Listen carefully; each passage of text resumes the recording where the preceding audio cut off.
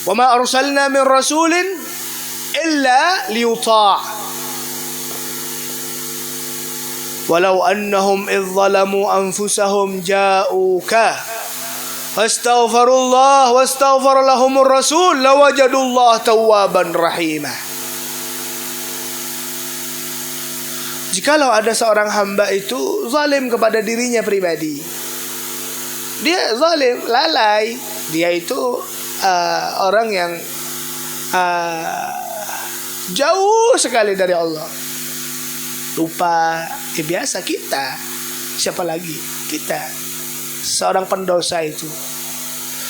Tapi tertanam dalam benih kita, tertanam dalam batin kita, ada ikatan batin antara kita dengan Nabi Muhammad. Sehingga seakan ketika kita lalai, ketika kita jauh, ketika kita sumpah, ketika kita dipenuhi dengan musibah, mereka datang kepadamu, wahai Rasulullah. Jauh. Apa yang dilakukan? Fastaghfirullah. Dia itu beristighfar. Minta ampun, ya Allah.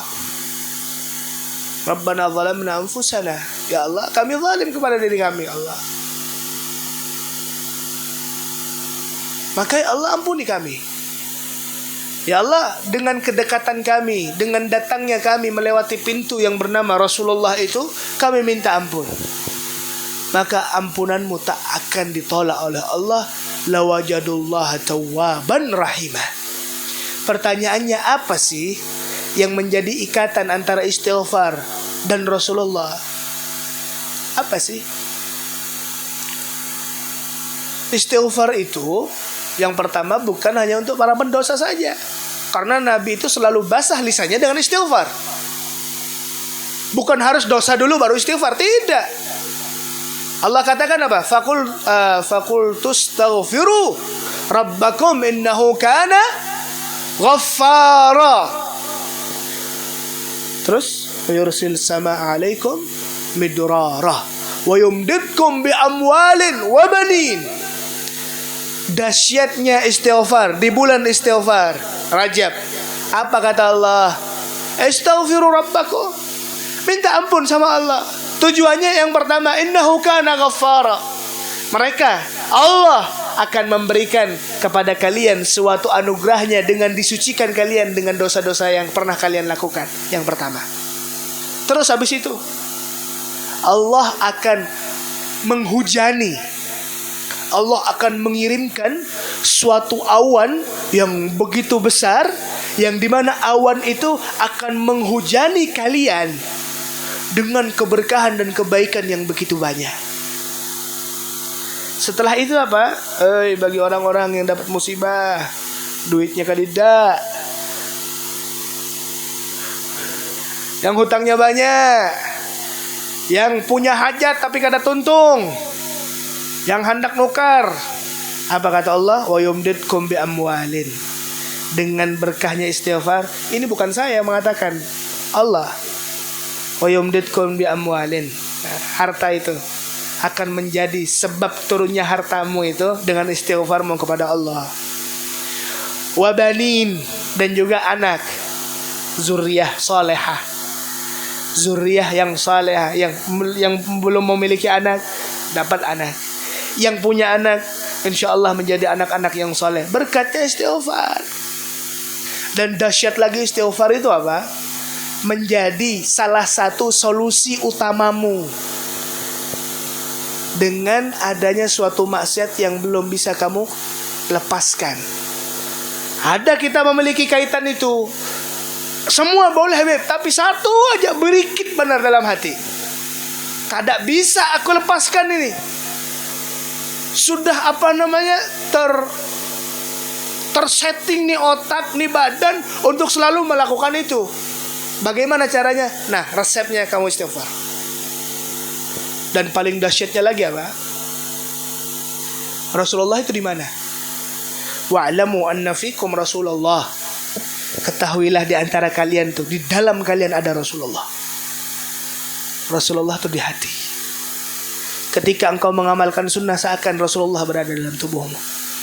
Dan tempatnya di hati, maka istighfar menjadi salah satu jalan yang baik, Istighfar menjadi jalan yang begitu dahsyat untuk mensucikan wadahnya Rasulullah dalam hatimu. Ya tidak. Masa hati berikit hendak ditanamkan cinta kepada Rasulullah? Sulit. Maka dari situlah Allah katakan, walau annahum idz zalamu anfusahum ja'uka wastaghfirullah wastaghfir lahumur rasul lawajadullah tawwaban rahimah. Hadirin yang dimuliakan oleh Allah, maka salah satu, saya berikan satu amalan saja karena saya tidak suka masih amalan-amalan kurang ini. Cuman satu. Ketika Anda ingin istighfar kepada Allah, bacalah istighfar itu setidaknya 70 kali setiap malam. 70 kali saja. Bacanya gimana, Beb?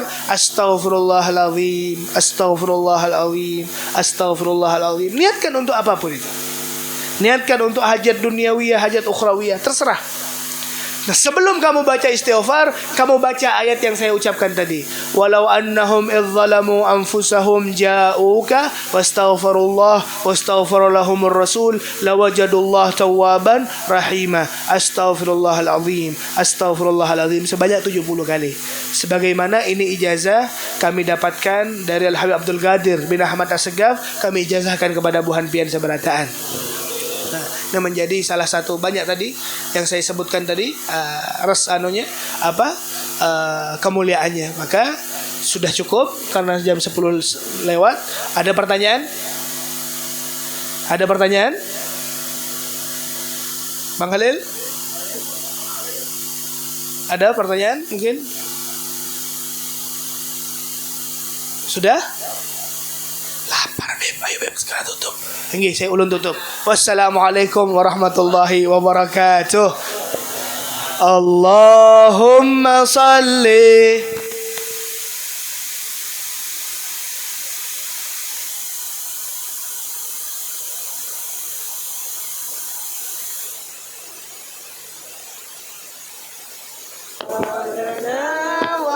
وأولادنا وجميع مشايخنا ومعلمينا وطلبتنا وطالبتنا